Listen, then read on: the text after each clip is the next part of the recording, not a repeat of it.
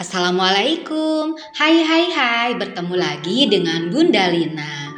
Kali ini Bunda Lina akan bercerita tentang buku cerita rakyat Nusantara.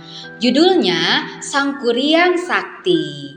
Mari kita tonton ya. Sebelum Bunda menceritakan tentang dongeng Sang Kuryang Sakti, Bunda akan menceritakan dulu asal mulanya si Tumang.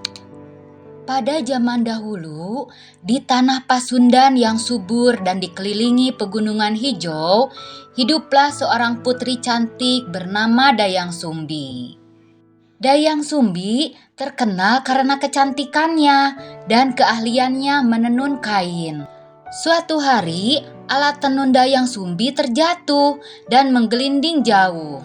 Dayang Sumbi berjanji siapapun yang mengambilkan alat tenunnya akan menjadi saudaranya jika perempuan dan menjadi suaminya jika laki-laki.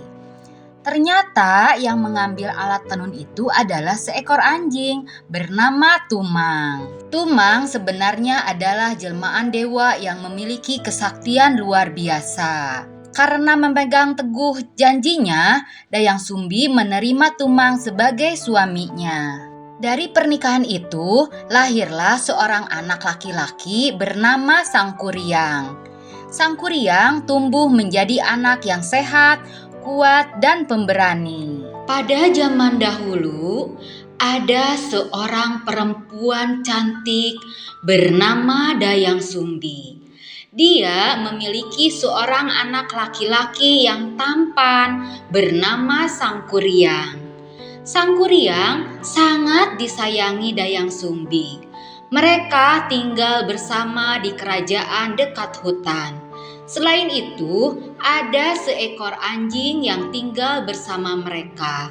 Anjing itu diberi nama Tumang. Setiap hari, Sang Kuryang berburu. Sang Kuryang senang sekali berburu. Setiap berburu ke hutan, dia selalu ditemani oleh si Tumang. Jika berburu, Sang Kuryang selalu berhasil menangkap kambing hutan dan rusa. Sang Kuryang senang sekali bila berhasil menangkap binatang-binatang itu.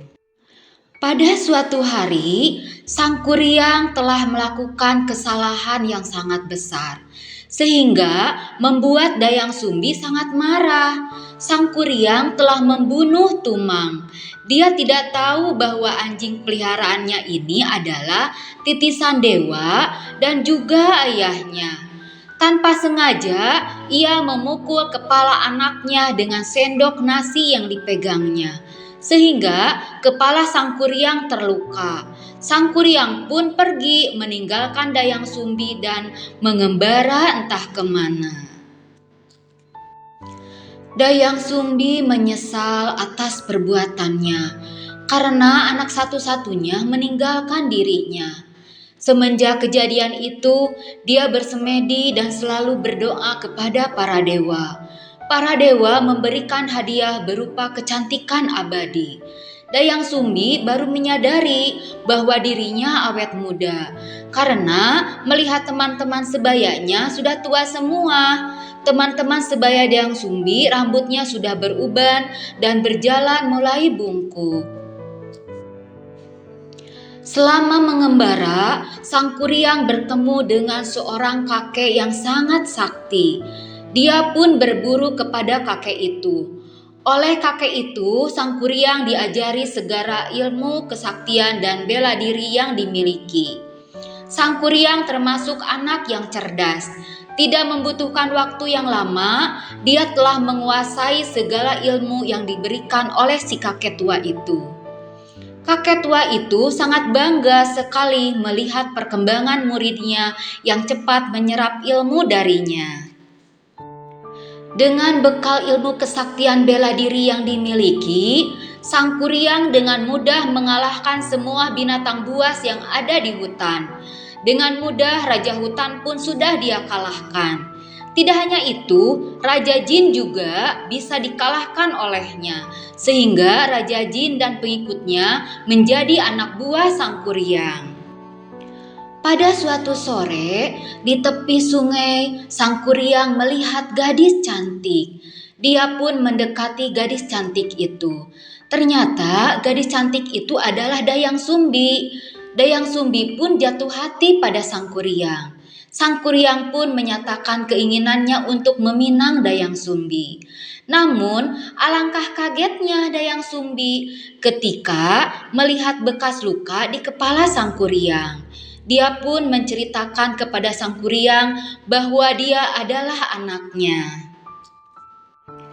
Akan tetapi, sang kuryang tidak menerima penjelasan Dayang Sumbi. Sang kuryang tetap nekat ingin menikahi Dayang Sumbi.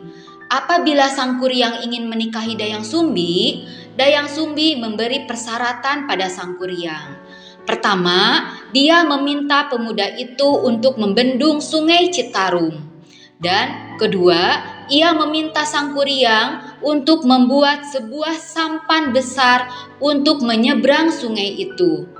Kedua syarat itu pun harus sudah dipenuhi sebelum fajar menyingsing.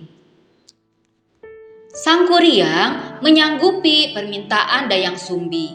Dia dengan kesaktiannya memanggil jin dan makhluk gaib untuk membantu menyelesaikan pekerjaan itu. Setelah matahari terbenam, jin dan makhluk gaib mulai mengerjakan perintah sang kuryang, yaitu membendung Sungai Citarum dan membuat sampan besar. Diam-diam, Dayang Sumbi mengintip pekerjaan tersebut. Melihat pekerjaan itu hampir selesai, Dayang Sumbi memerintahkan pasukannya untuk menggelar kain sutra merah di sebelah timur kota. Ketika menyaksikan warna merah di timur kota, jin dan makhluk gaib menghentikan pekerjaannya. Mereka mengira hari sudah menjelang pagi, sehingga mereka pun menghentikan pekerjaannya. Sang kuryang pun sangat marah karena berarti ia tidak dapat memenuhi syarat yang diminta Dayang Sumbi. Karena sangat marah, dengan kekuatannya sang kuryang menjebol bendungan yang dibuatnya, sehingga terjadi banjir besar melanda seluruh kota. Sang kuryang kemudian juga menendang sampan besar yang dibuatnya. Sampan itu melayang dan jatuh tengkurap menjadi sebuah gunung yang bernama Tangkuban Perahu. Alhamdulillah, cerita rakyat Nusantaranya sudah selesai. Terima kasih ya sudah menonton. Dukung terus konten Bunda Lina dengan like, share, komen, dan subscribe. Wassalamualaikum.